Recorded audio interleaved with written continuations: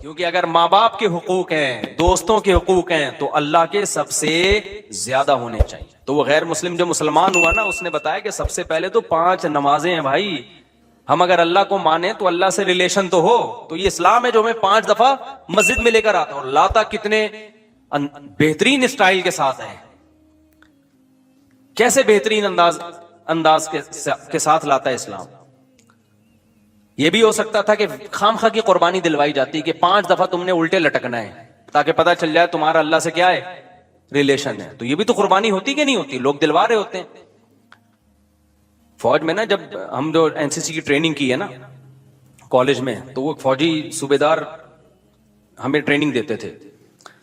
تو وہ یہ ثابت کرنے کے لیے کہ میں آفیسر ہوں، بعض دفعہ خام خواہ میں ڈنڈ پہ لو بیٹھ کے. چلو بھائی، اب فوجیوں میں ہوتا ہے نا تاکہ آفس کے آرڈر کو فالو کرنے کا جذبہ پیدا ہو. اب ڈنڈ پیل رہے ہیں. ہمیں پتا تھا بھائی یہ ڈپس لگانے پڑیں گے آپ کو، ٹھیک ہے نا. وہ کہتا ہے جب کھڑے ہو کر دوبارہ لگاؤ. تو یہ سکھایا جاتا ہے فوجیوں کو قربانی کا جذبہ پیدا کرنے کے لیے.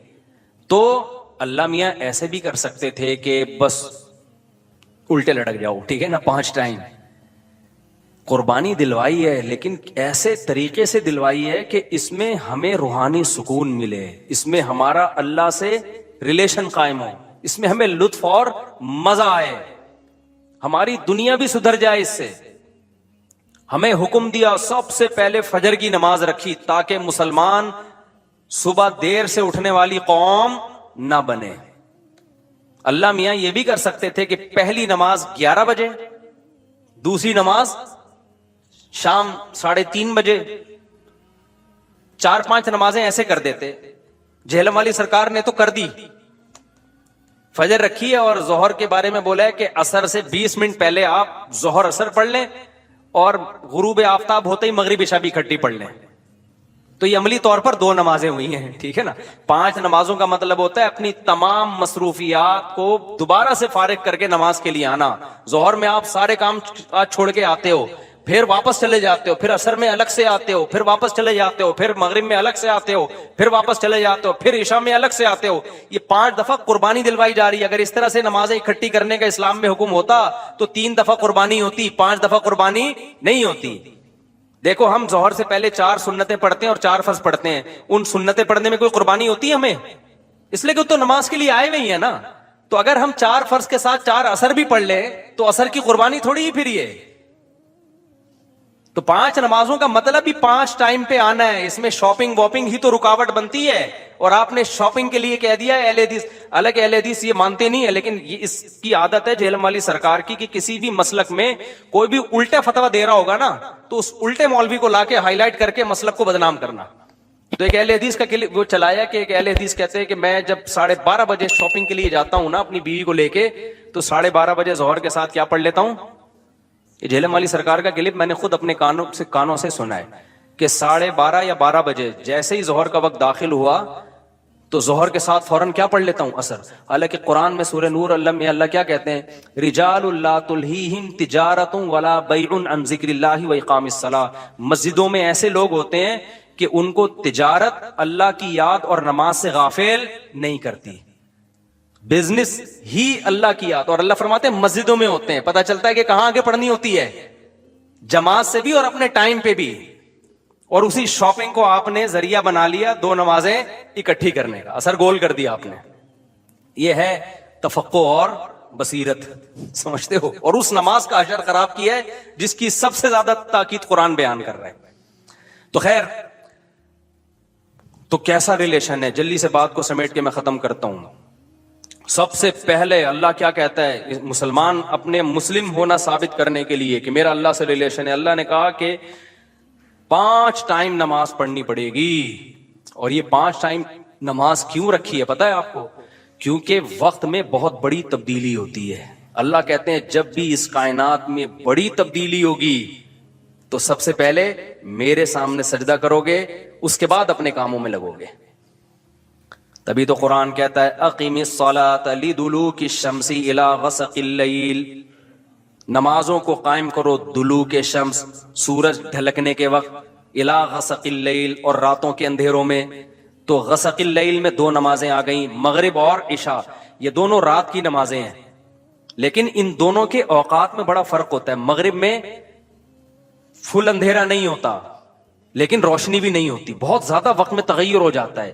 اور غسق جو ہے لیل جب انتہائی درجے کی ہوتی ہے تو وہ عشاء کا وقت, جب بالکل کیا ہو جاتا ہے, اندھیرا. آگے اللہ کہتے ہیں وقرآن الفجری, اور پھر فجر کا وقت بالکل ڈیفرنٹ ٹائم ہوتا ہے. مغرب کا وقت باقی اوقات سے بالکل مختلف ہے. سورج ڈھل گیا, غروب ہو گیا, لیکن ابھی روشنی ہے, اندھیرا شروع نہیں ہوا. پھر گھپ اندھیرا ہو گیا. یہ کیا ہے؟ یہ بڑا تغیر ہو رہا ہے زمین کے اندر. تغیر سمجھتے ہو؟ تبدیلی, چینجنگ, آسان لفظ استعمال کرنا چاہیے مجھے بھی. بڑی چینجنگ آ رہی ہے ٹائمنگ میں, اور اس سے انسان کے جذبات میں اور احساسات میں بڑا فرق پڑتا ہے. ظہر کا تو فجر کا وقت بالکل ڈیفرنٹ ہے, ابھی دن طلوع ہونے والا ہے. پھر سورج ہوتے ہوتے جب ڈھلکتا ہے نا, بالکل بلندی پہ پہنچ کے تیز تپتی ہوئی دھوپ ہوتی ہے, جس کو اللہ دلوک شمس کہہ رہے ہیں. دلوک کہتے ہیں ڈھلکنا. تو سورج کا جو ڈھلکنا ہے نا, بلندی پہ جا کے لڑکنا نیچے, اس کو کیا کہتے ہیں؟ اس میں اللہ نے دو نمازوں کا ذکر کر دیا, ظہر اور عصر. اس لیے کہ دلوک جو معتد بھی ہوتا ہے, گاڑی اردو پھر استعمال کر رہا ہوں, معتد بھی قابل ذکر دلوک, وہ ایک عصر میں ہوتا ہے, ایک ظہر میں ہوتا ہے. میں نے وہ کلپ ریکارڈ کروایا تھا نا عاقب سعید کو, کہ 5 نمازیں اپنے ٹائم پر ہیں, اور یہ قرآن کی عیسائی سے ثابت ہے کہ نمازوں کے 5 ٹائم ہیں, 3 ٹائم کی نمازیں قرآن میں نہیں ہیں. تو اس پہ میں نے کہا تھا کہ دلوک شمس ہے نا, سورج کا ڈھلکنا, تو معتد بھی ڈھلکنا, قابل ذکر ڈھلکنا ایک ظہر کے وقت ہوتا ہے, ایک عصر کے وقت. کیونکہ عصر کے وقت 45 پہ آ جاتا ہے, اور ظہر کے وقت بلندی پہ جا کے ڈھلکتا ہے. تو اس کے نیچے کے لوگوں کے کمنٹس آئے ہوئے تھے کہ اگر قرآن کا یہ مطلب ہے ڈھلکنے کے وقت, تو پھر تو ہر وقت سورج ڈھلک رہا ہے. سمجھ میں آیا پاگل کسے کہتے ہیں؟ یہ ہے مجتہدین, یعنی ان کا دعویٰ یہ تھا کہ 3 وقت ہیں نماز کے قرآن میں, ظہر ہے اور عشاء ہے اور فجر ہے. تو 3 وقت سے یہ ثابت کرنا چاہتے ہیں کہ ظہر عصر ملا کے پڑھ لو اور مغرب عشاء ملا کے پڑھ لو. اصل میں 3 ٹائم ہے. یہ غلط ہے. دلوک شمس کا لفظ ہے قرآن میں, اور دلوک سے مطلق دلوک مراد ہے, اور مطلق سے فرد کامل مراد ہوتا ہے. جو معتد بھی, دیکھو فرد کامل کو میں مثال سے سمجھاتا ہوں. پہلے میں یہ جنہوں نے اعتراض کیا نا اٹھ پٹانگ قسم کا, ان کے اعتراض کا جواب دوں. یہ کہتے ہیں ہر وقت, واقعی ہر وقت تو دلوک ہو رہا ہے, لیکن اس کا تو کوئی بھی قائل نہیں ہے. ایسا تو 1 کروڑ نمازیں ہو جائیں گی. ابے سورج بلندی پہ جا کے جب تک پورا غروب نہیں ہوتا تو ہر سیکنڈ ڈھلک ہی رہا ہے نا, تو کیا ہر سیکنڈ میں نماز پڑھیں گے؟ تو ظاہر ہے قرآن وہ بات کرے گا جو انسانوں کے فہم کے مطابق ہوں گی. تو اس سے صاف پتہ چلتا ہے وہ ڈھلکنا مراد ہے جو قابل ذکر ڈھلکنا ہو. تو قابل ذکر ڈھلکنا, جس کو اصطلاح میں کہتے ہیں معتد بھی ڈھلکان, وہ جب ہے جب بلندی پہ جا کے پہلی دفعہ ڈھلکنا شروع ہو اور پھر 45 کے زاویے پہ آ جائے. اس سے زیادہ ڈھلکان والی نماز حدیث سے ثابت بھی نہیں ہے. نہیں آئی میرا خیال ہے بات؟ تو مطلق سے فرد کامل مراد ہوتا ہے. اس کو میں مثال سے سمجھاتا ہوں. دیکھو میں آپ سے کہتا ہوں چائے لے کر آؤ, آپ برف ڈال کے ٹھنڈی چائے لے آئے. میں کہوں گا یہ کیا لے آیا؟ آپ کہیں آپ نے بولا تھا گرم چائے لاؤ. میں بولوں گا جب میں نے چائے کا لفظ مطلق بولا ہے, اس کے ساتھ کوئی گرم یا ٹھنڈے کی قید نہیں لگائی, تو اس سے فرد کامل ہی مراد ہوتا ہے. کامل فرد چائے کا کیا ہے؟ کامل درجے کی چائے کیا ہے؟ جو گرم ہوتی ہے, درمیانی درجے کا میٹھا ہوتا ہے اور مناسب سی پتی ہوتی ہے. میں نے آپ سے کہا چائے لے کر آؤ, آپ 6 چمچ زہر بنا کے نا پتیوں کے ڈال کے لے آئے, اور سب میں نے کہا یہ کیا لے کر آیا ہے؟ آپ کہہ رہے ہیں, آپ بول رہے ہیں چائے. میں کہا بھائی تو زہر بنا دی. تو آپ بولو آپ نے یہ تھوڑی کہا تھا نارمل چائے, آپ نے تو چائے بولا تھا. تو چائے میں تو کوئی بھی چائے. سمجھ میں آ رہی ہے بات کہ نہیں آ رہی؟ یہ چیزیں اصول فقہ میں پڑھی جاتی ہیں جو آج کل کے اسکالرز نے نہیں پڑھی, تبھی قرآن حدیث کا مطلب بھی ان کو سمجھ میں نہیں آتا. تو المطلق اذا اطلق یراد به الفرد الکامل, یہ اصول فقہ کا مسئلہ ہے اور لغت کا بھی مسئلہ ہی ہے. قاعدہ ہے, ضابطہ ہے کہ جب بھی کوئی لفظ علی الاطلاق بغیر کسی قید کے بولا جائے گا تو فرد کامل مراد ہوتا. اکمل نہیں, اکمل کا مطلب بہت اوپر کی زعفران والی چائے, نہ فرد کامل جو ناقص نہ ہو. زعفران والی چائے لے آؤ گے پھر بھی برا لگے گا. آپ بولو گے بھائی مفتی صاحب آپ نے چائے بولا تھا اور کہا تھا کہ فرد کامل مراد ہوتا ہے, تو میں اس میں زعفران ڈال کے لے آیا. اب میں پتہ نہیں زعفران پیوں نہیں پیوں یار, تو کیا کر کے لے آیا؟ میں تو کامل نہیں, میں تو اکمل. تو میں بولوں گا قاعدہ یہ ہے کہ مطلق جب بولا جاتا ہے تو نارمل جو کامل ناقص نہ ہو, اکمل مراد نہیں ہوتا اس سے. سمجھتے ہو؟ تو یہ قاعدے قرآن و سنت پہ بھی جاری ہوتے ہیں. کیونکہ اللہ میاں نے بھی تو کلام کیا ہے نا, نبی نے بھی تو کلام کیا ہے, تو نبی کے کلام میں بھی وہی لغت کے قاعدے چلیں گے جو عام قاعدے ہیں. سمجھتے ہو گے نہیں سمجھتے؟ تو اب دیکھو قرآن کہہ رہے اقیم الصلاۃ لدلوک الشمس, سورج کے ڈھلکنے کے وقت. تو ڈھلکنے سے فرد کامل, جو کامل درجے کا ڈھلکنا ہے, تو کامل درجے کا ڈھلکنا ایک جب بالکل بلندی پہ جا کے ڈھلکنا شروع ہوتا ہے, اس کو کہتے ہیں ڈھلکنا, پہلی دفعہ جب ڈھلکنا. اور دوسرا جب 45 کے زاویے پر, جو عصر کے قریب کا ٹائم ہے, جس میں سورج میں تغیر پیدا ہونا شروع ہو جاتا ہے, تو یہ ڈھلکنا ہے. تو اب جب بھی زمین میں کوئی نیا ٹائم داخل ہوتا ہے نا, تو اللہ کہتے ہیں کیا کرنا ہے سب سے پہلے؟ اللہ کا شکر. تبھی علماء نے اصول فقہ کی کتابوں میں لکھا ہے کہ نمازوں کے جو اوقات ہیں نا, یہی نماز کا سبب ہے. سمجھتے ہو؟ اللہ میاں نے نمازوں کے اوقات کو نماز کا سبب بنا دیا. اب اس بات کو بھی سمجھو, اصل میں نماز کا سبب ہے اللہ کے احسانات. نماز جو ہم پڑھتے ہیں اس کا اصل سبب کیا ہے؟ اللہ کے احسانات. اب اللہ کے احسانات تو 24 گھنٹے ہیں, تو کیا 24 گھنٹے پڑھتے رہیں؟ ظاہر ہے اس میں حرج ہے. تو اللہ میاں نے کیا کیا؟ اللہ میاں نے بولا دیکھو شریعت کا ایک اصول ہے. ابھی کیا تمہیں پورا اصول فقہ بیٹھا کے سمجھاؤں میں, لیکن کیا کریں, سمجھائے بات سمجھ میں آتی نہیں. دیکھو شریعت کا اور کامن سینس کا بھی ایک اصول ہے کہ جب کسی, پہلے مشکل اردو میں سمجھاتا ہوں پھر ایکسپلین کروں گا. جب کسی حکم کا مدار کسی حقیقی سبب پہ رکھنا ممکن نہیں ہوتا نا, تو سبب ظاہر پر حکم کا مدار رکھا جاتا ہے. مشکل ہے مجھے پتا ہے, آسان کر کے سمجھا رہا ہوں. دیکھو ہم جو سفر میں 2 رکعتیں پڑھتے ہیں, اس کی اصل وجہ ہے مشقت. کیوں ہم 2 رکعتیں پڑھتے ہیں؟ بھائی ٹینشن ہے سفر میں. اللہ نے نماز کیا کر دی کہ بھئی سفر میں آدمی ایسے راحت میں نہیں ہوتا جیسے گھر میں ہوتا ہے نا. تو اللہ میاں نے کیا حکم دیا کہ بھئی کتنی پڑھنی ہے؟ 2 پڑھنی ہے. تو اصل جو وجہ ہے نا سفر میں 4 کی 2 جو اللہ نے کر دی ہیں, اس لیے کہ سفر میں آدمی اتنی خوشی اور راحت میں نہیں ہوتا بلکہ تھوڑی سی ٹینشن میں ہوتا ہے. لیکن اگر اللہ تعالیٰ یہ کہتے کہ ٹینشن ہی پر حکم کا مدار ہے, تو یہ ٹینشن کم ہونے کے بجائے بڑھ جاتی. وجہ اس کی ہے کہ ہم سوچتے رہتے پتہ نہیں مجھے سفر میں ٹینشن ہو بھی رہی ہے کہ نہیں ہو رہی ہے. بعض دفعہ لوگ سفر میں گھر کی نسبت زیادہ خوش ہوتے ہیں. آپ جا رہے ہو جہاز میں یا ٹرین میں, بڑا مزہ آ رہا ہے, آپ نے کہا یار اللہ میاں نے تو کہا تھا ٹینشن کی, اب تو ٹینشن نہیں ہو رہی. تو وہمی تو ویسے ہی بڑھ جاتا وہمیوں کا پروگرام نا. وہ تو سارا جو 6 گھنٹے جس کا وضو نہیں ہوتا, وہ یہ کیسے سوچے گا کہ مجھے ٹینشن ہو رہی ہے کہ نہیں ہو رہی. پھر اگر ہو رہی ہے تو کتنے کلو ٹینشن ہو رہی ہے. بعض دفعہ ہو رہی ہے لیکن آدمی کہتا ہے یار اتنی تو مجھے گھر میں بھی ہوتی ہے, یا ہو سکتا ہے نہیں ہوتی ہے. تو اسلام ان بکھیڑوں سے نکال کے اللہ میاں نے کیا کیا, بھائی سفر سبب ہے ٹینشن کا, اور ٹینشن سبب ہے نماز کا. تو اصل سبب تو ٹینشن ہے, لیکن اگر ٹینشن پہ میں نے ڈال دیا نا مدار, تو یہ ٹینشن کم نہیں ہوگی, بڑھے گی. لہذا سفر پہ ڈال دیا میں نے. اب سفر ہوگا تو چھوڑ دو, ٹینشن ہے یا نہیں, وہ 2 پڑھا کرو. نہیں ہے بات, میرا خیال ہے. تو یہ ٹینشن سے بچانے کے لیے اللہ نے کہہ دیا اب سفر میں چاہے انجوائے بھی کر رہا ہوں نا آدمی, تو بھی ہم کتنی پڑھتے ہیں؟ 2 پڑھتے ہیں. اور مقام پہ جتنی مرضی ٹینشن میں ہو پھر بھی پوری 4 پڑھتے ہیں. تو یہ اصول, اور یہ دنیا میں بھی یہ اصول چلتے ہیں. سمجھتے ہو کہ نہیں سمجھتے؟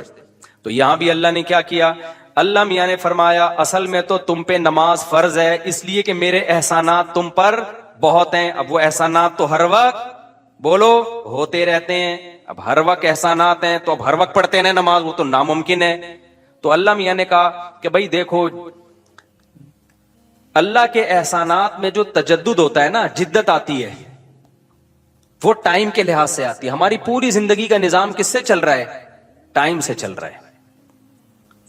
تو وقت جیسے ہی تبدیل ہوتا ہے نا, ایک نئی نعمت کا ظہور ہوتا ہے. تو تبدیلی وقت پہ حکم کا مدار رکھ دیا اللہ تعالیٰ نے. ٹائم جیسے جیسے چینج ہوگا تو سمجھ لو کہ اللہ کی نئی نعمت مل رہی ہے تمہیں, تو اس نئی نعمت پہ شکرانے کے لیے تم نے کیا کرنا ہے؟ نماز پڑھنی ہے. تو ٹائم چینج ہوتا ہے. تو ٹائم جو ہے نا, اب ٹائم تو 24 گھنٹے میں ہر سیکنڈ میں چینج ہو رہا ہے. تو وہی بات ہے, اللہ نے کہا ہر سیکنڈ میں چینج ہو رہا ہے, لیکن دلوک شمس والا ٹائم اور رات والا ٹائم اور وقرآن الفجر, فجر والا ٹائم, یہ اس میں ٹائم میں بڑا تغیر آتا ہے. تو بڑا تغیر آتا ہے تو نئی نعمت مل رہی ہے, اور لہذا جب نئی نعمت مل رہی ہے حقیقت میں نہ بھی مل رہی ہو, اور حقیقت میں اس سے پہلے بھی مل رہی ہو نہیں, لیکن اب فرض یہ کر لیا گیا ہے کہ جب ٹائم چینج ہوگا تمہیں نئی نعمت ملے گی, اور نئی نعمت ملے گی تم پر لازم ہے کہ اللہ کا شکر ادا کرو آگے. تو اس لیے علماء نے اس مسئلے کو بڑا اچھا سمجھا, اصول فقہ میں ایکسپلین کیا ہے کہ نمازوں کا جو سبب ہے نا وہ کیا ہے, اوقات کی تبدیلی. جیسے 2 رکعتوں کا سبب سفر ہے, حالانکہ اصل میں نہیں ہے, اصل میں تو کچھ اور ہے, لیکن اب اللہ نے کیا بنا دیا سفر کو. تو ایسے ہی نمازوں کے واجب ہونے کا سبب کیا ہے, وہ وقت میں بڑی تبدیلی. تو یہ 5 ٹائم اس زمین پر ایسے ہیں جس میں بڑی تبدیلی ہوتی ہے, اور ان بڑی تبدیلیوں سے انسان کو اللہ کی نعمتوں کا احساس ہوتا ہے. اگر یہ ٹائم رک جائے نا تو ہماری زندگیوں کی رنگینیاں ختم. صرف فجر ہی کا ٹائم ہو, ظہر میں جو الگ سی انسان کی فیلنگ ہوتی ہے, عصر میں الگ فیلنگ ہوتی ہے, مغرب میں الگ, انجوائے کرتا ہے انسان لائف کو. نہ ہر وقت اسے مغرب کا ٹائم چاہیے, اسے عشاء بھی چاہیے, لیکن ہر وقت عشاء نہیں چاہیے. اسے فجر کی بہاریں بھی چاہیے, لیکن ہر وقت فجر کی بہاریں نہیں چاہیے. اسے دوپہر کی چلچلاتی دھوپ بھی چاہیے, ہر وقت نہیں چاہیے. شام کی ٹھنڈی چھاؤں بھی چاہیے جو عصر کے ٹائم ہوتی ہے. اور کیسے سمجھائیں میرے بھائی, میرے پاس اس کے علاوہ تبھی تو 5 نمازیں, تو 2 نمازیں اکٹھی بیٹھی نہیں ہوتی, سمجھ رہے ہو, کیونکہ اوقات 5 ٹائم چینج ہوتے ہیں اور بڑی تبدیلی آتی ہے. تو 3 ٹائم کیوں پڑھ رہے ہو بھائی تم نماز؟ باقی قرآن و حدیث کے حوالے کیا ہیں وہ میں انشاءاللہ بھی ریئیکشن ریکارڈ کرواؤں گا, اس پہ وہ آ جائیں گے.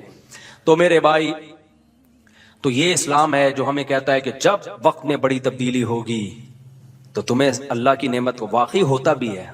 آپ رات کو سو جاؤ ٹائم پہ, صبح صادق کا وقت جب ہوتا ہے نا, نیند پوری ہوتی ہے, خدا کی قسم دل میں ذرا سی بھی اللہ کی محبت کا جذبہ ہونا تو انسان کے دل میں اللہ کی محبت کی چنگاریاں پیدا ہوتی ہیں صبح کے ٹائم کو دیکھ کے کہ میرے رب نے مجھے رات کو سلا دیا اور بالآخر اب سورج دوبارہ سے نکل کے اپنی ذمہ داری پوری کرنے والا ہے.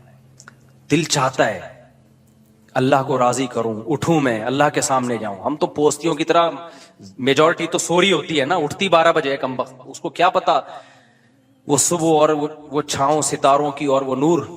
شاعر نے کہا تھا, اگلا مصرع بھول گیا کیونکہ نبی میں رٹا لگا کے یاد کیا تھا 9th کلاس میں اردو ادب میں.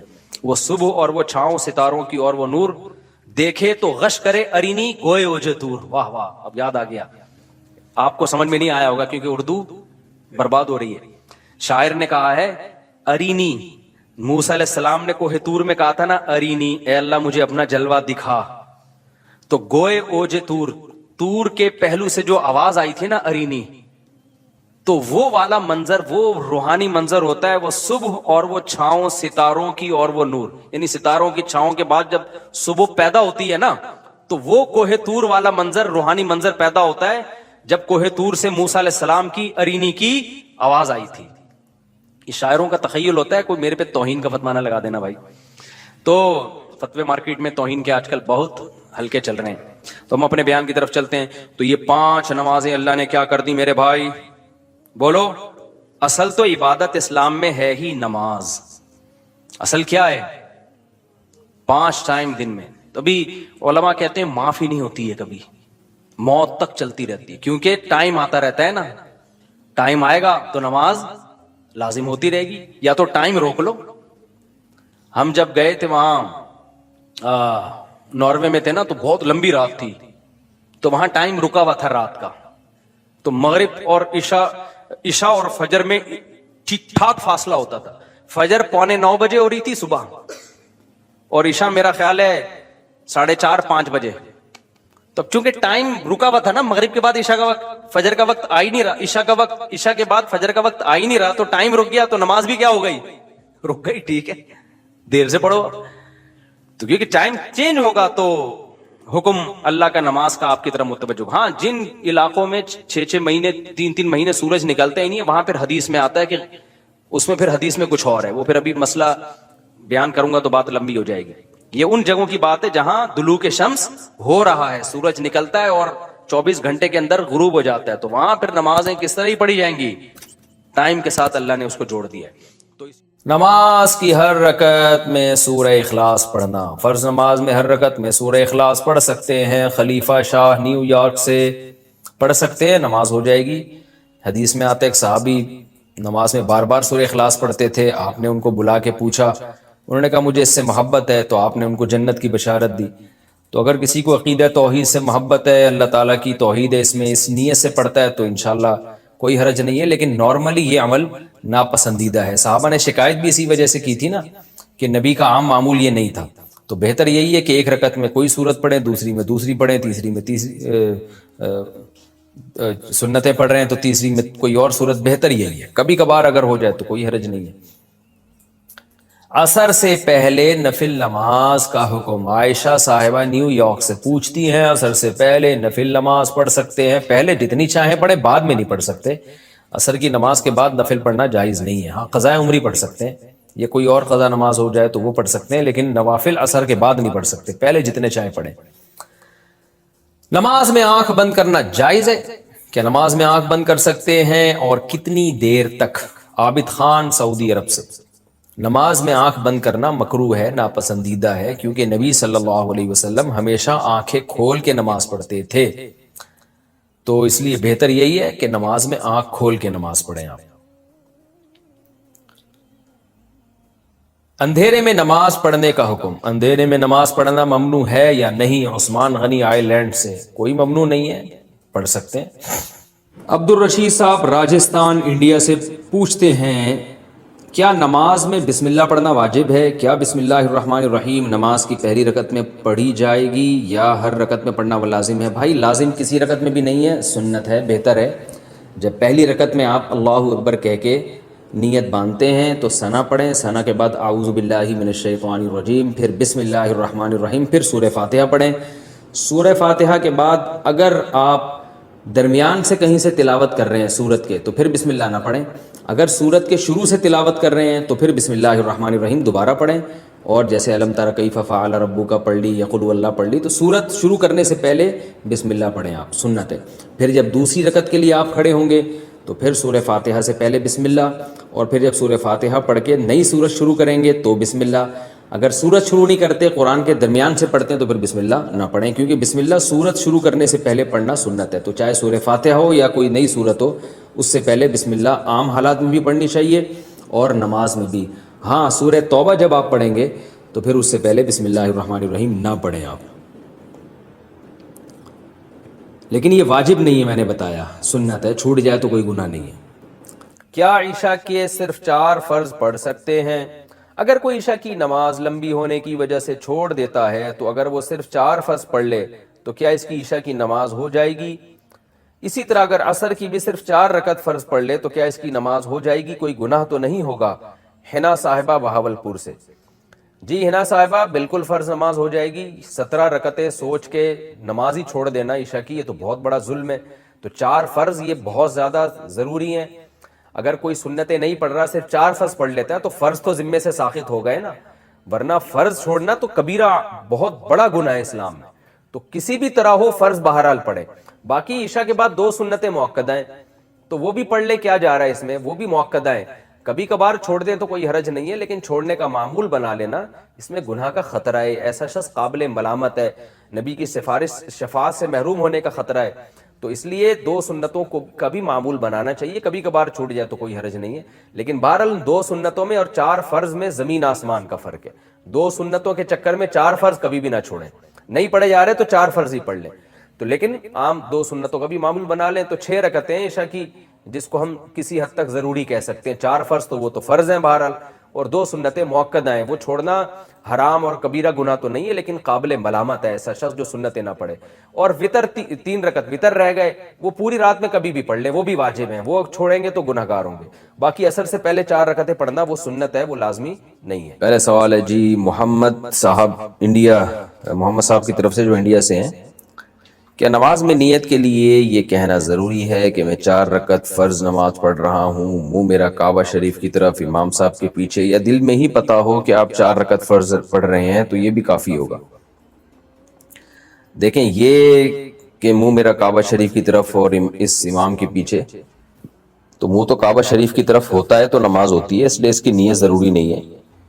باقی یہ کہ امام کے پیچھے میں دل میں اتنا ارادہ کافی ہے کہ میں جماعت سے نماز پڑھ رہا ہوں، اکیلا نہیں پڑھ رہا۔ بعض دفعہ انسان صف میں کھڑا ہوتا ہے اپنی نیت باندھ لیتا ہے، تو دل میں بس اتنا ارادہ ہوتا ہی ہے جب آپ صف میں کھڑے ہیں، تو اور کیا کرنے کے لیے کھڑے ہیں؟ اپنی نماز تھوڑی پڑھنے کے لیے کھڑے ہیں۔ تیسرا مسئلہ یہ کہ 4 रकत फर्ज पढ़ रहा हूं, 2 रकत फर्ज पढ़ रहा हूं, ये नीयत लगव है। आप फजर के 2 फर्ज पढ़ रहे हैं और आप नीयत ये करें मैं 4 पढ़ रहा हूं, तो भी फजर के 2 ही होंगी, इससे कोई फर्क नहीं पड़ेगा, क्योंकि वो अल्लाह की तरफ से पहले से 2 रकत मुतय्यन है। आपके 4 कहने से वो फर्क नहीं पड़ेगा। जोहर में आपने ये नियत कर ली कि मैं जोहर की 2 रकत पढ़ रहा हूं, तो भी नमाज आपकी हो जाएगी, क्योंकि जोहर की 4 रकत होती हैं, 2 होती नहीं है। सफर में आपने 2 पढ़नी है, अगर आपने ये नियत कर ली मैं 4 पढ़ रहा हूं, तो भी 2 ही पढ़नी पड़ेंगी और नमाज हो जाएगी, क्योंकि सफर में अल्लाह की तरफ से 2 मुतय्यन है। तो सिर्फ इतनी नियत करनी है कि जोहर है या असर है, क्योंकि जोहर में आपके पास ये भी ऑप्शन था कि आप पिछली कोई कज़ा पढ़ लें, ये भी ऑप्शन था कि सुन्नत पढ़ लें, ये भी ऑप्शन था कि फर्ज पढ़ लें। तो ये 3 ऑप्शन थे आपके पास, तो इनमें से एक को आपने खुद मुतय्यन करना है कि फर्ज पढ़ रहा हूं या सुन्नतें। नंबर 2, जोहर पढ़ रहा हूं या पिछली कोई कज़ा पढ़ रहा हूं। तो जब आपने ये नियत कर ली कि नहीं जी जोहर है, तो 4 रकतें 2 रकतें ये लगव काम हो जाएगा, इसकी जरूरत नहीं है। बस इतनी नियत कि जोहर है और फर्ज है, बस। यानी फर्ज से मेरी मुराद कि जोहर है, आज की जोहर है, ये भी जरूरी नहीं कि फर्ज है, क्योंकि जोहर तो है ही फर्ज, तो सुन्नत नहीं है। सुन्नतें पढ़ रहे हैं तो दिल में ये नियत हो कि ये जोहर में सुन्नत पढ़ रहा हूं मैं, फर्ज नहीं पढ़ रहा। तो बस इतना, ये इतनी काफी है। आजकल नियतों में बहुत ज्यादा गुलू होने लगा है। नमाज में नियत जरूरी है या तकबीर कहना काफी है? फर्ज नमाज में नियत करनी होगी या सिर्फ अल्लाहु अकबर बोलना होगा? अगर नियत करनी होगी तो वो उर्दू में करें या अरबी में करें। सलमा साहिबा दुबई से। देखें, नियत नमाज में ज़रूरी है, लेकिन नियत दिल के इरादे का नाम है, और दिल में इरादा इंसान अपनी ज़बान में ही करता है, जो उसकी मदर लैंग्वेज है। बस दिल में नियत करता है मैं नमाज़ पढ़ रहा हूँ, तो बस इतना काफ़ी है। फिर जो नमाज है उसकी नियत कर लें, ज़ोहर की है तो ज़ोहर की नियत कर लें, असर की है तो असर की, फ़र्ज़ की है तो फ़र्ज़ की कर लें। बस दिल में नियत काफ़ी है, इसका इंग्लिश अरबी उर्दू से कोई ताल्लुक़ नहीं है। नमाज की नियत क्या ज़बान से ज़रूरी है? नमाज की नियत का क्या हुक्म है? दिल में नियत काफ़ी है या लफ्ज़ों से नियत करना ज़रूरी है? अबरार अहमद सोमरो सक्खर से। नहीं जी, नियत तो दिल के इरादे का नाम है, बल्कि फ़ुक़हा ने लिखा है कि दिल में इरादा था ज़ोहर पढ़ रहा हूँ और वाकई ज़ोहर की नमाज थी, ज़बान से निकल गया कि असर पढ़ रहा हूँ, तो नमाज अदा हो जाएगी, इसलिए कि दिल में सही इरादा किया हुआ है। और अगर ज़ोहर पढ़ रहा है, दिल में इरादा कर लिया असर पढ़ रहा हूँ, ज़बान से निकल गया ज़ोहर पढ़ रहा हूँ, तो नमाज नहीं होगी। हालांकि ज़बान से सही निकला है, लेकिन चूंकि दिल में असर था तो नहीं होगी। तो इसलिए दिल में इरादा है असल नमाज के लिए, ज़बान से नियत ज़रूरी नहीं है। वहमियों के लिए फ़ुक़हा ने लिखा था कि जो वहमी होते हैं ना, जो हर वक्त वसवसों में मुब्तला रहेंगे, पता नहीं मैंने ज़ोहर की नियत की थी असर की, बाद ऐसे वहमी होते हैं, उनके लिए फ़ुक़हा ने लिखा है कि वसवसा दूर करने के लिए वो ज़बान से नियत कर लें। लेकिन नॉर्मली शरीयत का हुक्म यही है कि इन्नमल अमालु बिन्नियात, अमाल का मदार जो नियत पर है, तो नियत तमाम फ़ुक़हा का इत्तेफाक है, वो दिल के इरादे का नाम है। रखना शुरू कर दें। मैंने अर्ज किया था ना पिछले हफ्ते, भूखा रहने से इंसान बीमार नहीं होता, खाने से बीमार होता है। तो हमारे नबी की सुन्नत, तमाम पैगंबरों की सुन्नत, रोजे रखे हैं। दाऊद अलैहिस्सलाम ने पूरी जिंदगी ऐसे रोजा रखा है कि एक दिन रोजा एक दिन नागा, एक दिन रोजा एक दिन नागा, एक दिन रोजा एक दिन नागा। तो घरों में मामूल बनाए। देखो, एक बात खूब याद रखो कि जब इंसान अपने आप को अच्छे कामों में मशगूल नहीं करता तो खुद बखुद बुरे कामों में मशगूल होगा। ये जो लोग कहते हैं ना हमसे गुनाह नहीं छूटते, हमसे ये उल्टा काम नहीं छूटता, आप भाई फारिग क्यों बैठते हो? जब अच्छा काम नहीं करोगे तो उल्टा काम लाजमी होगा, क्योंकि अल्लाह ने कुरान में फरमाया फ़अल्हमहा फुजूरहा व तक़वाहा। अल्लाह ने इंसान को 2 रास्ते दिए, गुनाह का और नेकी का। इससे पता चला दरमियान का रास्ता नहीं है। या तो नेक बनोगे, नेक नहीं बने तो क्या बनोगे? गुनाहगार बनोगे। इंसानों में ये न्यूट्रल वाली नस्ल नहीं है कोई, कि ना ये अच्छा है ना ये बुरा है, बस ये वैसे ही है। वैसे ही कोई नहीं होता, या तो अच्छा होता है या बुरा होता है। तो अगर अच्छे नहीं बनोगे तो खुद बखुद क्या बन जाओगे? बुरे बन जाओगे। तो अच्छा बनाने के लिए अपने आप को नेकी के कामों में मशगूल रखना पड़ेगा। ये जो गलत किस्म की एक्टिविटीज में लड़के मुब्तला हो जाते हैं, अपने हाथ से अपनी सेहत और तवानाई को बर्बाद करना शुरू कर देते हैं और नाजायज और हराम कामों में लग जाते हैं, इनसे मैं कहता हूं कि भाई अपने आप को 24 घंटे क्या करो? मसरूफ कर लो, मसरूफ कर लो अपने आप को। और ऐसे काम में मसरूफ ना करो कि दिल ही ना लगे उस काम में, फिर तो और बोरियत होगी और छोड़ छाड़ के भाग जाओगे। मसरूफ ऐसे काम में करो जिसमें दिलचस्पी भी होती है। नमाज तो पढ़नी है 5 टाइम, उसमें मसरूफियत तो निकालनी है, वो तो मजा आए या ना आए। एक और मसरूफियत बढ़ा दो, रोजा रखो। रोजे में 2-4 दिन तकलीफ होगी, उसके बाद इंशाअल्लाह आदी हो जाओगे, फिर रोजा रखने में मजा आना शुरू हो जाएगा। इतना स्टेमिना बढ़ता है इंसान का, भूखा प्यासा रहने की आदत बढ़ती है। और अगर रोजा रखना मुश्किल है तो और किसी अच्छे काम में लगा लो अपने आप को, किसी जो है ना वो कोई किसी इल्मी काम में लगा लो, कि कुछ सीखना शुरू कर दो। कुछ नहीं तो इंग्लिश लैंग्वेज ही सीखना शुरू कर दो, अरबी लैंग्वेज सीखना शुरू कर दो, किसी सेंटर में एडमिशन ले लो, कुछ आगे बढ़ने की कोशिश करो। और जवान आदमी रोजाना एक्सरसाइज करे, अपने आप को एक्सरसाइज में इतना थका दे कि जब बिस्तर पे शाम को सोने के लिए लेटे रात को, तो बस लेटते ही उसको नींद आ जाए। क्योंकि आजकल जिस्मानी वर्जिश नहीं है और अंडे पराठे उसी हिसाब से खाए जा रहे हैं। जब वो अंडे पराठे खाओगे और ना निकाह की तरफ तवज्जो है और ना जनाब एक्सरसाइज की भरपूर एक्सरसाइज होती है, तो वो फिर शैतानी कामों में वो सारी एनर्जी, बोलो भाई, सारी एनर्जी शैतानी कामों में सर्व होती। तो बॉडी बिल्डिंग करने के, जिम जाने के 2 फायदे होते हैं नौजवान को। एक फायदा तो ये होता है कि जो अंडे पराठे उसने खाए हुए हैं ना, वो सारे सही जगह लग जाते हैं, मसल बनाने में, ग्रोथ में लग जाते हैं, एनर्जी सारी उधर सर्व हो जाती है। इस लिहाज से भी गुनाह से हिफाजत होती है। दूसरा फायदा ये होता है कि जब जिम जाने वाला नौजवान, उसकी सेहत बनना शुरू होती है, वो देखता है शीशे में खड़े होकर, पहले कैसा था, पहले मेरी शेव यूं थी।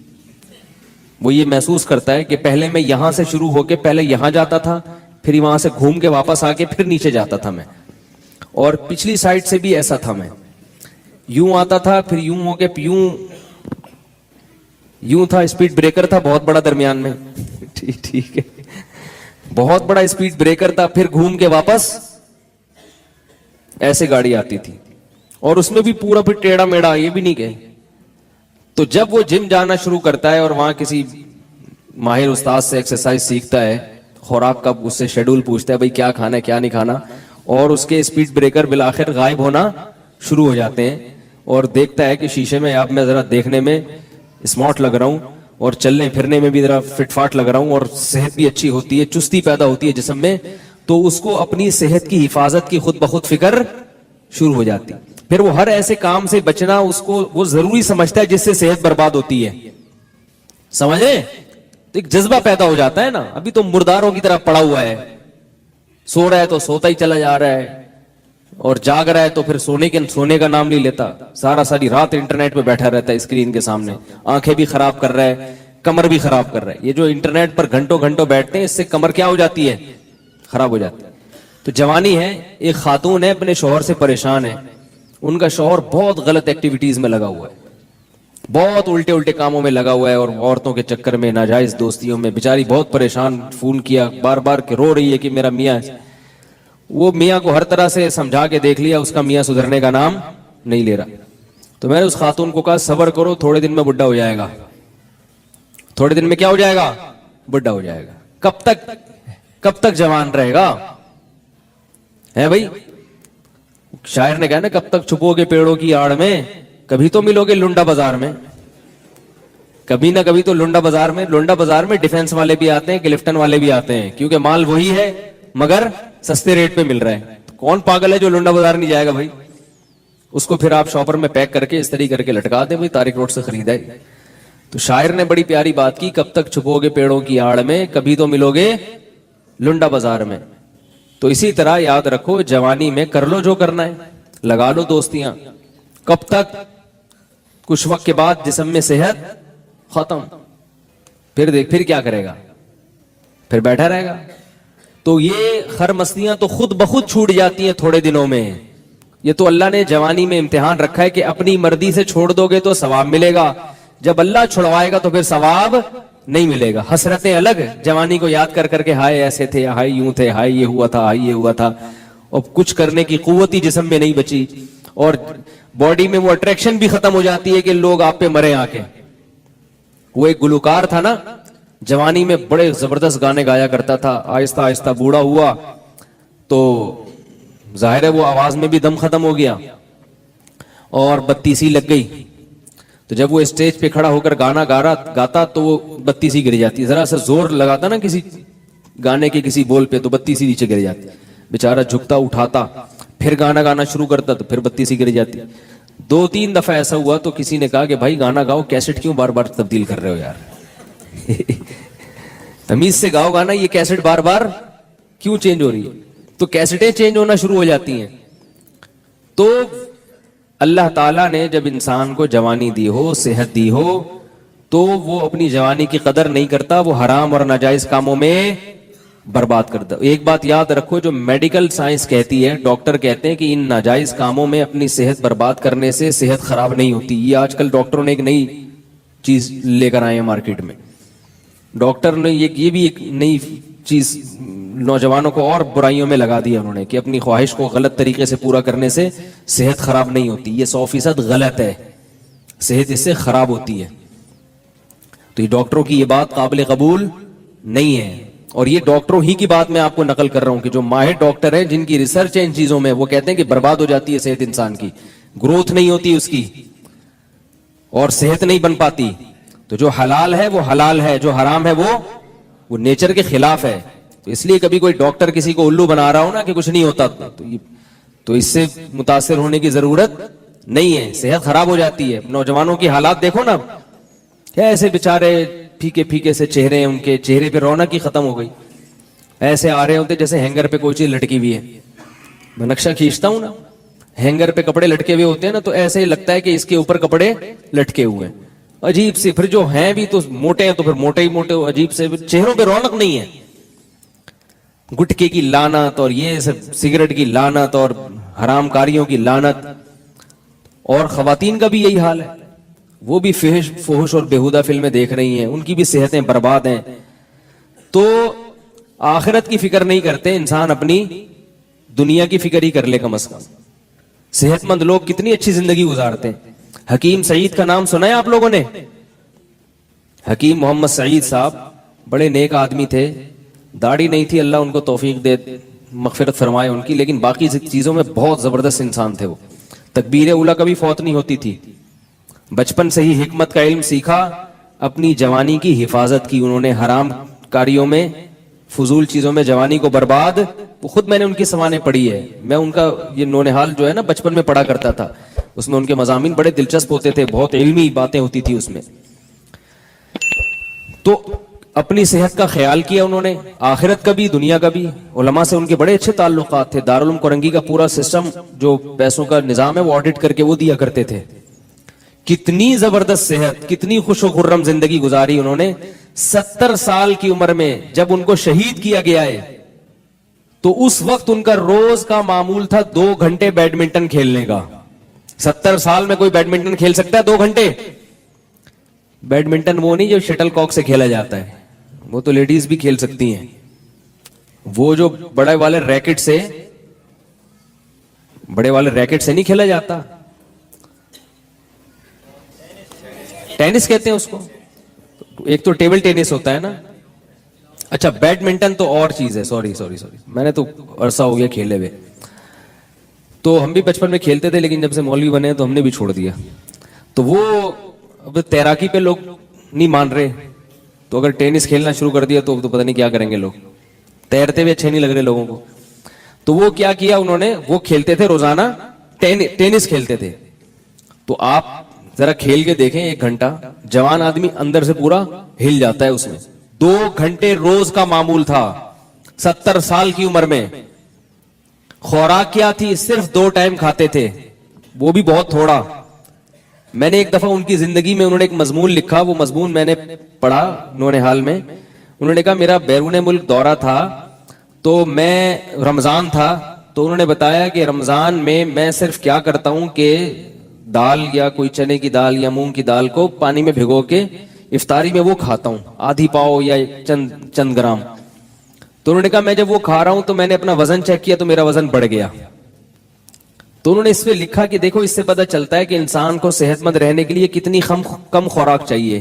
कि रमजान में इतना खा रहा हूं, इससे भी वेट क्या हो रहा है, बढ़ रहा है. तो उन्होंने खुराक को कम किया ताकि वेट ना बढ़े. लेकिन शहवत परस्त आदमी कम कर सकता है? میں یہ نہیں کہہ رہا آپ کم خوراک کھائیں, آپ اپنے حساب سے کھائیں, لیکن ایک بات ہے نا کہ جب ان کو خیال ہوا کہ بھئی یہ بھی میرے لیے نقصان دہ ہے, اس سے بھی وزن کیا ہو رہا ہے, بڑھ رہا ہے, اس کو بھی کم کر دیا. جو آدمی خواہشات کا غلام ہو وہ کم کر سکتا ہے؟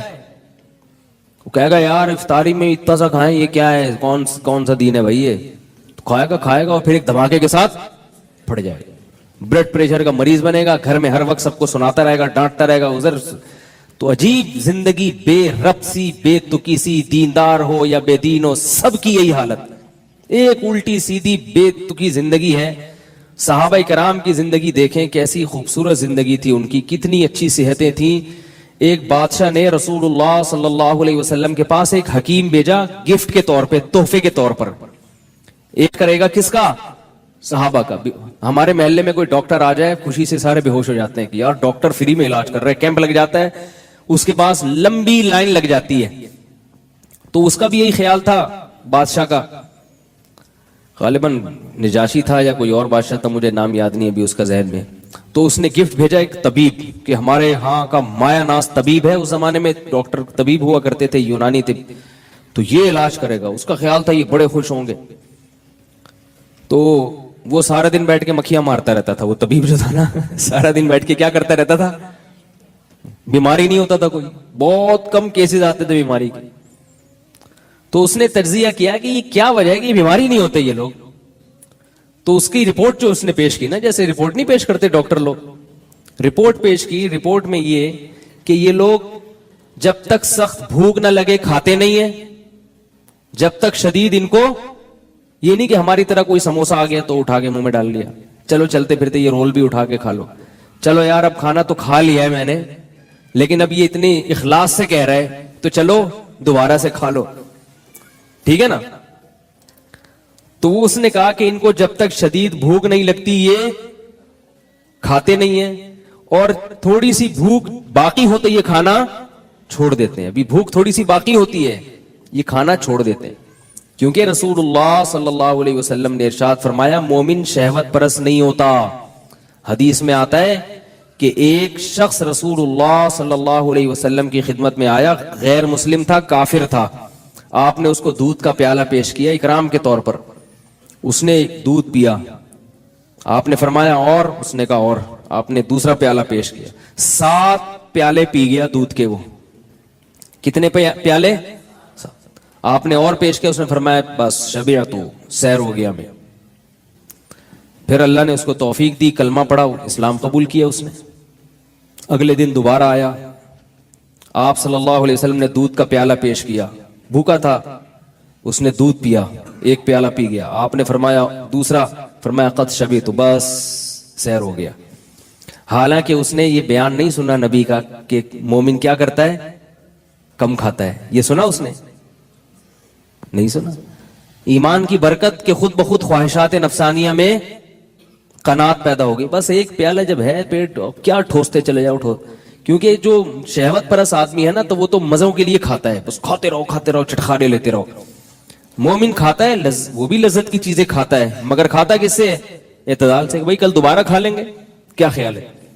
تو اس موقع پر آپ صلی اللہ علیہ وسلم نے فرمایا کہ المؤمن یأکل فی معن واحد والکافر یأکل فی 7 امعاء. کافر 7 آنتیں بھر کے کھاتا ہے اور مومن صرف 1 آنت بھرتا ہے. اور آج ہماری حالت دیکھیں, کھائے جا رہے ہیں, پھر بالآخر جب بالغ ہوتے ہیں تو بہنوں کی وراثت بھی کھا جاتے ہیں, پھر جائیدادیں کھا جاتے ہیں, پھر پلاٹ کھا گئے, تو رک ہی نہیں رہے, کھاتے کھاتے بالآخر قبر پھر ہمیں کھانا شروع کر دیتی ہے. نبی صلی اللہ علیہ وسلم نے فرمایا نا کہ انسان جو ہے نا اس کی ہوس ایسی ہے کہ آپ صلی اللہ علیہ وسلم نے فرمایا کہ لو کان لابن آدم وادیا من ذهب احب ان يكون له وادیان ولن يملأ فاه الا التراب.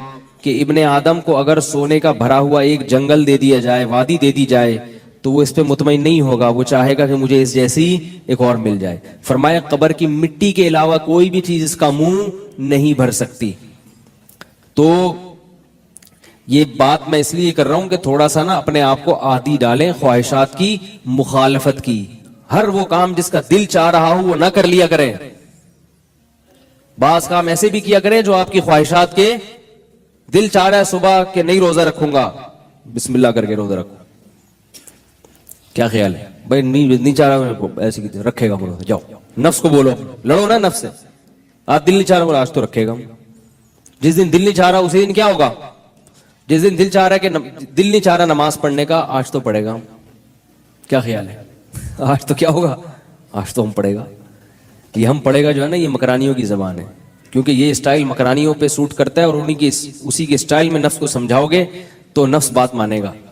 تو اگر آپ نے شرافت سے نفس سے بات کی کہ آپ پلیز آج روزہ رکھ لیجئے, ہے بھائی, اگر آپ نہیں رکھیں گے تو کیا ہوگا کہ آخرت کی ترقی میں آپ پیچھے رہ جائیں گے. اگر آپ آج نماز نہیں پڑھو تو نہیں سمجھ میں آتا. بدماشی کی زبان اور ہوتی ہے, محبت کی زبان اور ہوتی ہے. نفس, اپنا نفس جو ہے نا بدماشی کی زبان سمجھتا ہے. اپنے آپ کو جب تک بدماشی سے بات نہیں کرو گے بات نہیں مانے گا. دوسرے سے تمیز سے بات کرو, اپنے آپ سے کبھی تمیز سے بات مت کرو. تنہائی میں بیٹھ کے اپنے آپ کو گالیاں بھی دیا کرو. حقیقت ہے. بولے تو ساری زندگی تیری گزر گئی, تو نے تیر کیا مارا ہے اب تک؟ حقیقت ہے, ہم میں سے ہر شخص اپنا گریبان جھانک کے دیکھے. بولے بھائی کوئی 20 سال کا ہو گیا, کوئی 30 سال کا ہو گیا, کوئی 35 سال کا ہو گیا, کوئی 40 سال کا, تو نے زندگی میں کیا تیر مارا ہے؟ 2-4 نیکی کے کام تو ہر آدمی کر لیتا ہے, تیر کیا مارا ہے؟ دیکھو لوگ کہاں سے کہاں پہنچ گئے, اور تو نے کیا تیر مار دیا؟ اپنی عبادت دیکھ, تو سخاوت دیکھ, کتنی تو نے رشتہ داری میں جوڑنے میں کتنا بڑا کردار ادا کیا تو نے, بہنوں بھائیوں پہ خرچ کرنے میں تو نے کیا تیر مارا ہے, کتنے مدرسے بنا دیے تو نے. تو اپنے آپ کو تھوڑا سا کیا کرنا چاہیے؟ تانے دینے چاہیے. اس سے انسان تھوڑا سا, انسان کی فطرت عجیب ہے, دوسرے کی آنکھ کا بال بھی اس کو نظر آتا ہے اور اپنی شہتیر بھی اس کو نظر نہیں آتا. حکیم الامہ نے بڑی پیاری مثال دی ہے. کسی نے کہا کہ حضرت مجھے اپنی برائی تو برائی لگتی نہیں, وہی برائی دوسرے میں ہو تو بڑا غصہ آتا ہے. تو انہوں نے فرمایا یہ انسان ایسے ہی نالائق ہے. فرمایا دیکھو مثال تو بڑی عجیب ہے. فرمایا جب بیت الخلا میں بیٹھتا ہے نا آدمی, اپنی بدبو اس کو محسوس ہوتی ہے, اور جیسے ہی واش روم میں آپ داخل ہو کوئی دوسرا نکل کے آیا, کیسے ناک پکڑ کے باہر آ جاتے ہیں بھائی. تو بھائی آپ بھی تو یہی گل کھلا کے آئے تھے. آپ نے وہاں کوئی مشک و عنبر کی خوشبو بھی کھیری تھی وہاں پہ. جو آپ نے رپورٹ پیش کی تھی وہی رپورٹ وہی پیش کر رہا ہے. اس کی رپورٹ اتنی گندی, اور اپنی رپورٹ میں گھنٹے گھنٹے لیٹرین میں بیٹھا رہتا ہے, اٹھتا ہی نہیں ہے. لوگ باہر دروازہ بجا رہے ہوتے, بھائی نکلو بھائی نکلو بھائی, بدبو سے ہی نکل آؤ بھائی تم. تو یہ اس سے کیا پتا چلتا ہے, انسان کو اپنی گندگی بری نہیں لگتی اور دوسرے کی تھوڑی سی گندگی بھی بہت بری لگتی ہے. یہی حال انسان کے اعمال کا ہے. اپنا جھوٹ, اپنی غیبت, اپنی سستی یہ بری نہیں لگتی. دوسرا ذرا سا غلط کام کرے گا تو ایک دم تل ملا جائے گا, ایک دنیا میں کیا ہو رہا ہے, لوگ ایسے ہیں, لوگ یوں ہیں. علماء نے لکھا ہے کہ جب تک انسان دین میں مضبوط نہ ہو جائے تو لوگوں کو برا بھلا کم از کم نہ کہے. جب دین میں مضبوط ہو گیا پھر وہ تبصرہ کرے کہ بھئی معاشرہ غلط طرف جا رہا ہے. کیونکہ جب انسان دین میں مضبوط نہیں ہوتا, اپنے اندر بہت زیادہ برائیاں ہیں, اور وہ یہ کہنا چلو یار زمانہ ایسا ہے, لوگ ایسے ہیں, تو اپنے آپ سے کیا ہو جاتا ہے, غافل. پھر اپنی اصلاح سے کیا ہو جاتا ہے, غافل. تو اس لیے اب میں وہ حدیث کی طرف آتا ہوں, بات کہاں سے کہاں چلے گی, جلدی سے اس کو سمیٹتا ہوں. تو آپ صلی اللہ علیہ وسلم نے جو 7واں شخص بتایا نا کہ جس کو جنت کی ضمانت ملے گی, کوئی صاحب تھوڑا سا پانی لے آئیں گے, صاف پانی آپ لے آئیں. یہ والا پانی نہیں لے کر آنا یار, ہمارے گھر سے لے آئیں فلٹر والا. تو یہ والا جو پانی ہے نا یہ H2O نہیں ہے, یہ وضو کے لیے تو ٹھیک ہے, باقی یہ ہائیڈروجن پر آکسائڈ, بولو نا بھائی, نہیں ہے. لیاری کے پانی کا فارمولا تو معلوم ہے نا. ایک لیاری میں کسی استاذ نے پوچھا لیاری والوں سے کہ پانی کا فارمولا کیا, اس نے کہا H2NABCD4Cl NaCl کر کے. تو اس نے کہا بھائی یہ پانی کا تو نہیں, اس نے کہا لیاری کے پانی کا یہی فارمولا ہے, اس میں ہائیڈروجن اور آکسیجن کے علاوہ بھی کیا ہے, بہت کچھ ہے. تو وہ جو ایک زمانے میں پانی کا فارمولا سائنسدانوں نے بتایا تھا نا, ہائیڈروجن پر آکسائڈ, وہ نہیں ہے, اب وہ چینج ہو چکا ہے. تو نبی صلی اللہ علیہ وسلم نے کیا فرمایا, پہلے تو ہمت کر لیں روزہ رکھنے کی. یہ ترغیب دے رہا تھا میں کس پر, تھوڑا سا اپنے آپ کو روزوں کا, روزے سے انسان بے حیائی سے بچتا ہے. روزہ رکھ کے بد نظری سے بچنا بہت آسان ہوتا ہے. روزہ نہیں رکھیں گے تو خواہشات, تو پھر نظر بھی خراب ہوتی ہے انسان کی. تو جو خاص طور پہ شہوانی گناہوں میں مبتلا ہیں, انٹرنیٹ پر بیہودہ فلمیں دیکھنے کے عادی ہیں, یا اور غلط چیزوں میں پڑے ہوئے ہیں, تو وہ لوگ, ان کے لیے روزہ کیا ہے؟ بہترین ڈھال ہے. وہ روزوں کا عادی بنائیں اپنے آپ کو, دیکھو کیسے گناہ چھوٹتے ہیں. اور یہ دماغ سے نکال دیں کہ آپ کی صحت کیا ہوگی؟ خراب ہوگی. صحت خراب نہیں ہوتی. صحت جب خراب ہوتی ہے جب آپ پورے سال روزے رکھیں. بھائی آپ چند دن روزہ رکھ کے پھر ناغش کر لیں, کچھ پھر رکھنا شروع کر دیں, پھر ناغے کر لیں, پھر رکھنا شروع کر دیں, تو نہ صرف یہ کہ صحت خراب نہیں ہوگی بلکہ اور زیادہ اچھی. کل کسی نے بتایا, انہوں نے کسی ڈاکٹر سے تحقیق کی تھی, انہوں نے بتایا کہ روزہ رکھنے سے انسان کی طبعی عمر بھی بڑھ جاتی ہے, بڑھاپا ڈیلے ہو جاتا ہے. نہیں آ رہی بات؟ روزہ رکھنے سے آپ کے جو سیل ہے نا, جو ٹوٹ پھوٹ ہو رہی تھی, جو آپ کو بڑھاپے کی طرف لے کے جا رہے تھے, اس بڑھاپے کا عمل کیا ہو جاتا ہے؟ سست. تو جوانی آپ کی تھوڑی سی کیا ہو جائے گی؟ بڑھ جائے گی, ختم نہیں ہوگی. یہ ذہن میں رکھو, اس کو شہر میں رہیں گے ہم, جو بوڑھے تھوڑے سے دیر سے ہوں گے. کیونکہ جب ابھی اس میں زیادہ نہیں جاتا, اس کے دلائل نہیں دیتا, بیان رہ جائے گا پورا, یہ ہمارا وہ میڈیکل سائنس کا ایک وہ موضوع بن جائے گا. تو روزہ رکھنا بہرحال صحت کے لیے, اور گرمیوں کے روزے تو مال غنیمت ہے. کیا خیال ہے؟ تو روزہ رکھنے سے جب کمزوری ہوتی ہے, جب آپ روزے پہ روزے رکھتے ہی چلے جائیں اور کبھی ناغا ہی نہ کریں, تو ایسا تو نہیں کرتا نا کوئی بھی, رکھیں پھر ناغا بھی کریں. پھر جب آپ کھائیں گے تو پہلے سے زیادہ اچھے ہو جائیں گے, پھر ناغا شروع کر دیں, پھر رکھنا شروع کر دیں, فٹ فاٹ رہیں گے, صحت اچھی رہے گی, بیماریوں سے دور رہیں گے. اور روزے میں ایکسرسائز بھی کیا کریں. اب آپ کہیں گے کس قسم کی باتیں کر رہا ہے یار یہ. روزے میں جب آپ اگر سارا دن آفس ورک کرتے ہیں, ایئر کنڈیشن میں بیٹھے رہتے ہیں, تو عصر کے بعد یا مغرب سے پہلے تھوڑی دیر ایکسرسائز کیا کریں. لوگ یہ سمجھتے ہیں ہم نے تو سارا دن کچھ نہیں کھایا تو ایسا نہ ہو ایکسرسائز میں مر جائیں. کچھ بھی نہیں مر. جتنا اپنے آپ کو عادی بناؤ گے نا, یہ جسم بڑی ڈھیٹ چیز ہے, آپ کو بتا دوں میں, اس کو جس محنت کا عادی بنا دو یہ بن جاتا ہے. دیکھو ایک باڈی بلڈر 100 kg وزن اٹھاتا ہے, ہم تصور کر سکتے ہیں کہ ہم 100 کلو وزن اٹھائیں, لیکن وہ اٹھا لیتا ہے. کیوں؟ اس لیے نہیں کہ آج وہ اٹھا رہا ہے, وہ شروع سے کیا کر رہا ہے, تھوڑا تھوڑا اپنے آپ کو عادی بنا رہا ہے. بناتے بناتے بناتے بناتے یہ اللہ نے باڈی میں طاقت رکھی ہے نا. اسی طرح یہ جو جم جانے والے لوگ ہیں نا, جم جو جاتے ہیں نا, تو وہاں جو استاذ ہوتے ہیں, یہ ان میں 2 قسم کے نظریات ہیں.